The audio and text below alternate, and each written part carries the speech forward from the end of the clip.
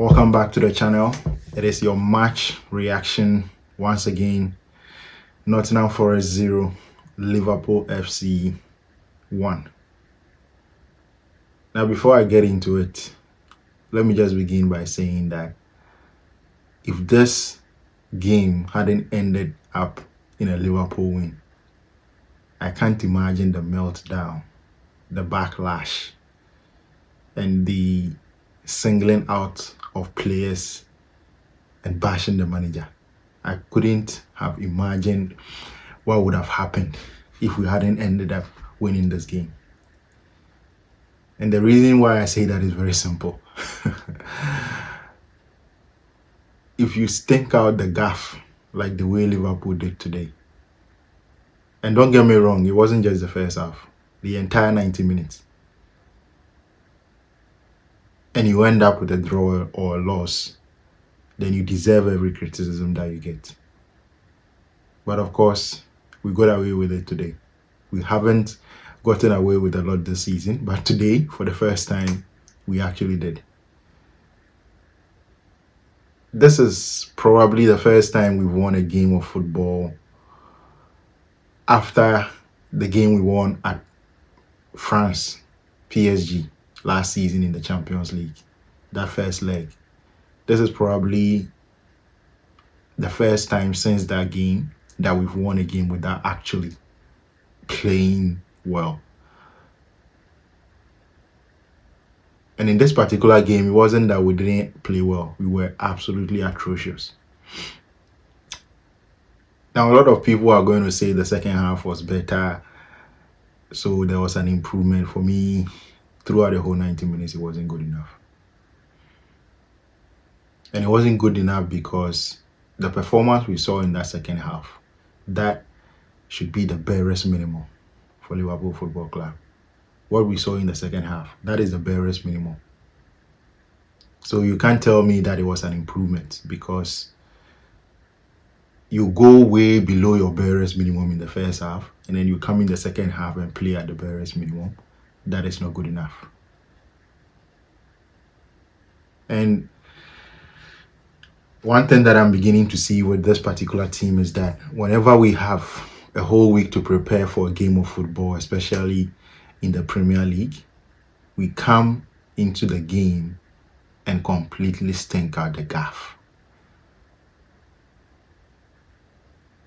And if it happens to the entire team, each individual player, like the way it did today, you've got to question the preparation. You have to question the coaching. You have to question how they went about the week. Because for me, I think the way we started the game today indicates to me that the whole week it was too relaxed throughout. In terms of training, the intensity was very low in training. And so that is why they came out the way they came out in that first half. Because we were slow. It wasn't that we just couldn't pass alone. We were too slow on the ball. Players couldn't release the ball quick enough. They couldn't think quick enough. And when that happens on a consistent basis, and also to the entire 11 players, don't forget that even Alisson was struggling in this game. Struggling to pick a pass. Struggling to just clear the ball. Just boot the ball away. He was actually finding it difficult because we were all slow. Mentally, physically, and any type of way you can think of. Liverpool were absolutely shambolic. But in the end, we got the win. We got the win. And if you are going to play like this and win, then I'm all for it. But if you do play like this, you have to win. And if you don't win, you deserve any backlash that comes your way. Any sort of criticism that comes your way, you deserve it. Because this season is now becoming a bit of, not that it's even becoming, it has already been a bit of a transition season. So actually watching this game today, I didn't go in with any expectations. I wasn't expecting anything. So what was happening wasn't very surprising to me because, as I said earlier on, whenever we have a whole week to prepare for a game, it's not good enough. That we don't start the game very well, and the entire 90 minutes is very poor. So I wasn't really expecting much.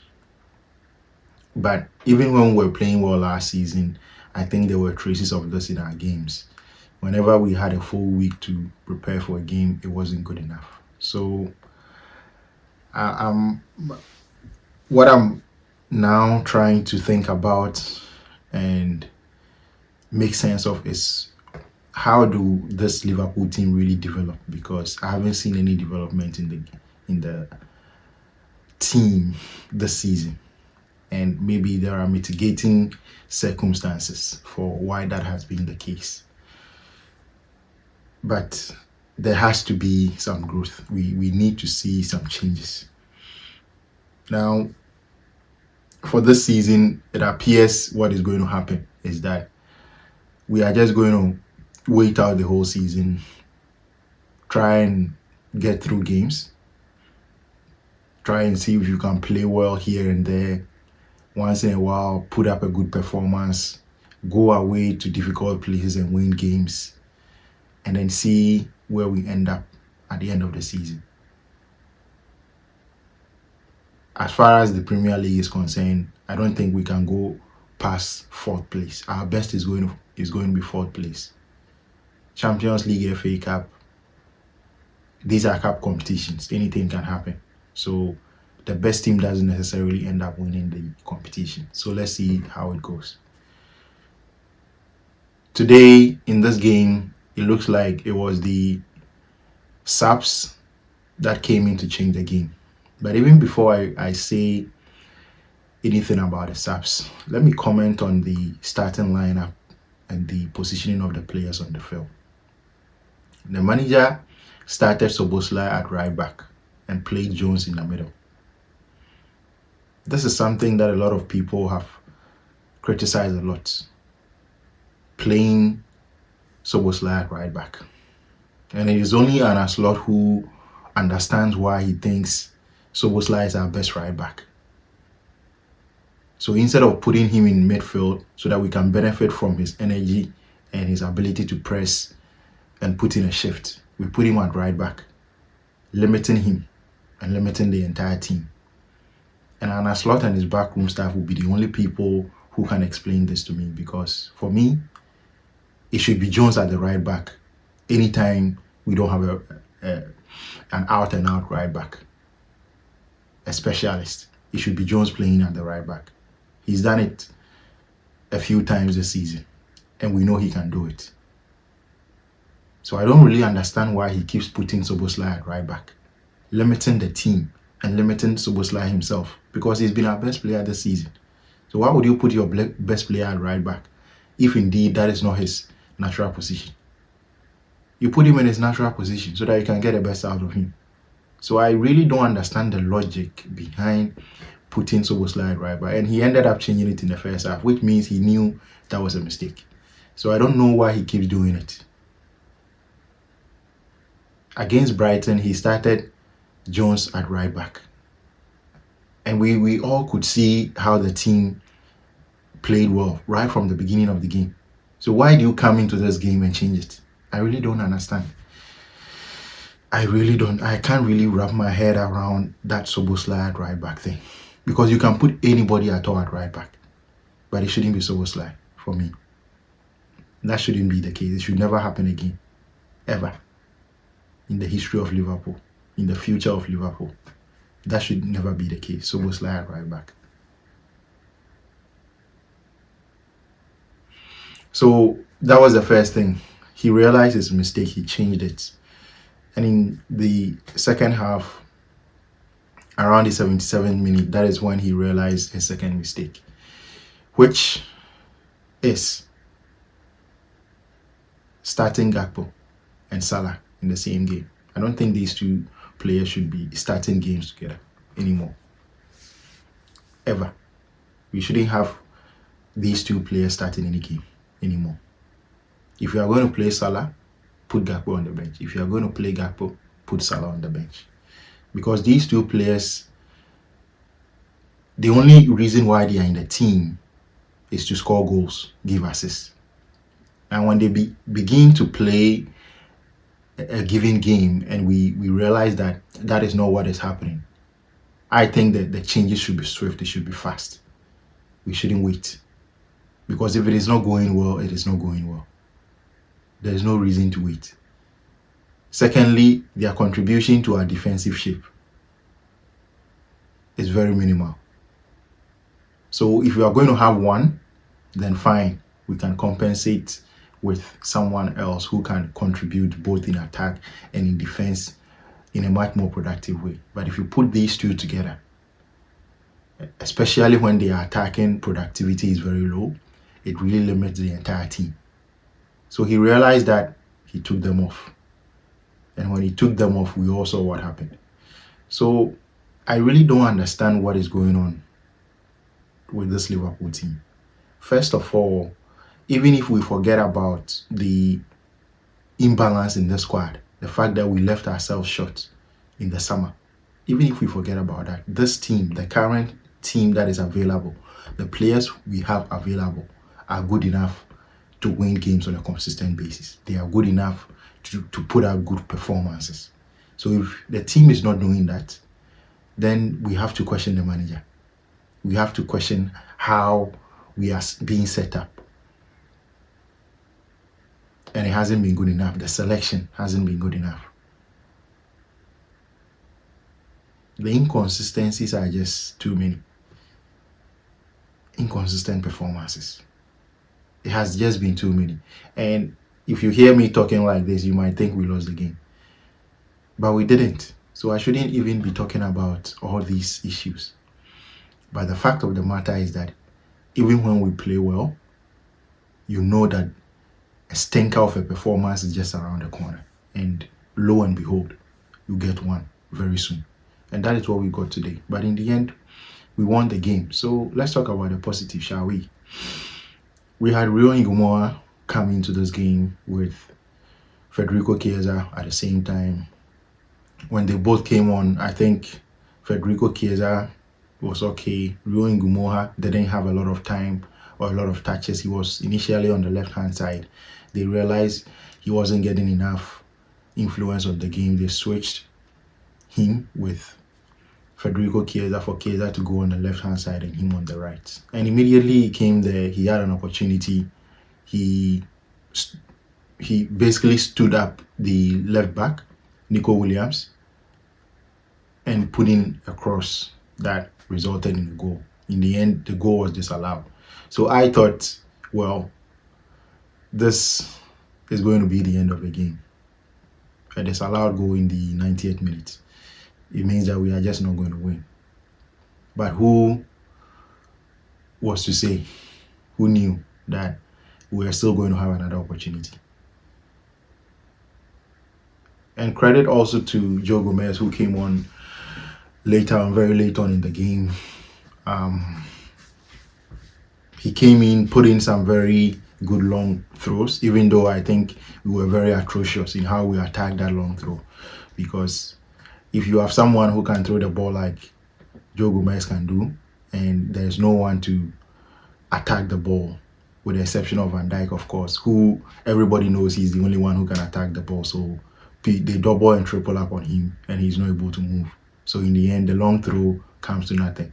It is basically useless.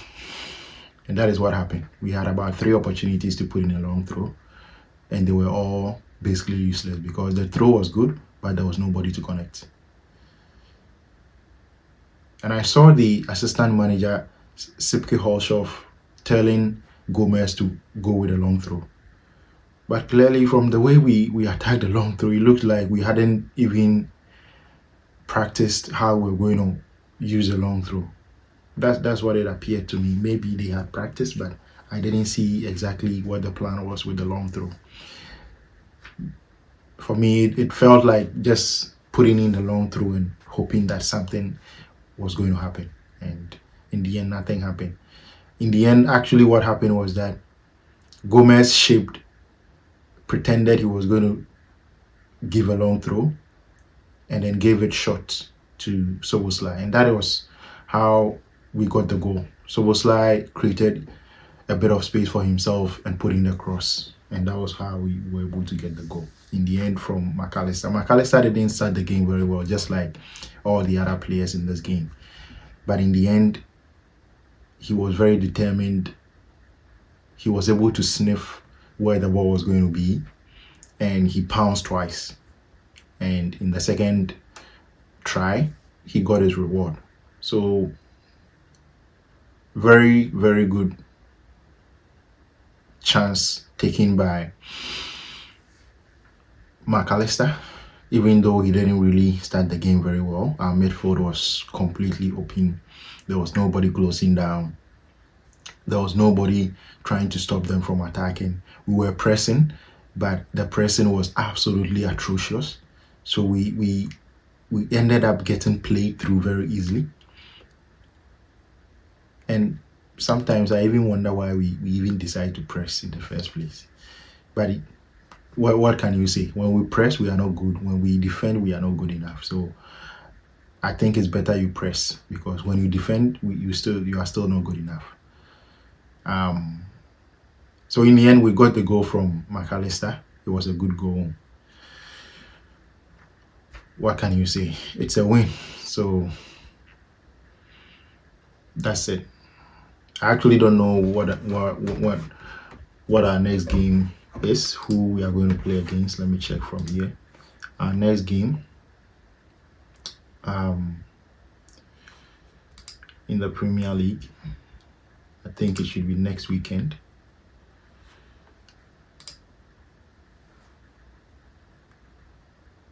Our next game is against West Ham United at home, and West Ham United are sort of on a resurgence, so that is not going to be an easy game. And as I said earlier on, with Liverpool right now, it is better to go into the game with no expectations at all. So that is what I'm going to do.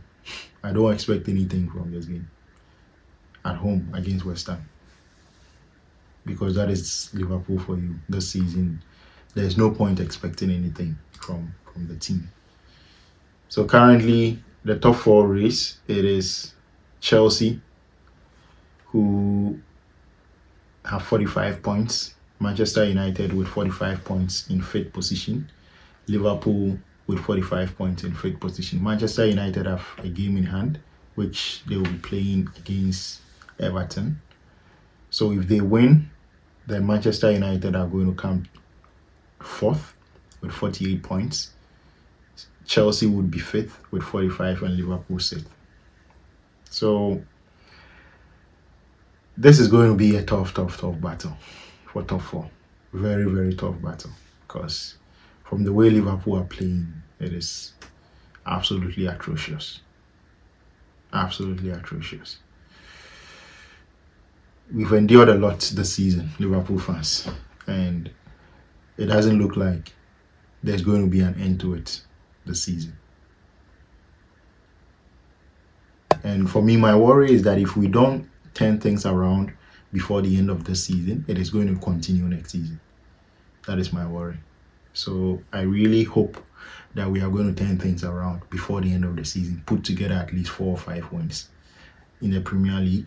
Now we are 2-2, so let's see, maybe 4 or 5 wins is just around the corner.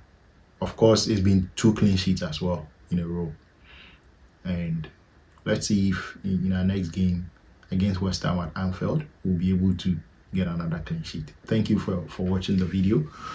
Don't forget to smash the like button, subscribe if you are new here, and also hype the video if you can. Comment down below, let me know your thoughts about the game and also about the rest of the season. See you. You never walk alone.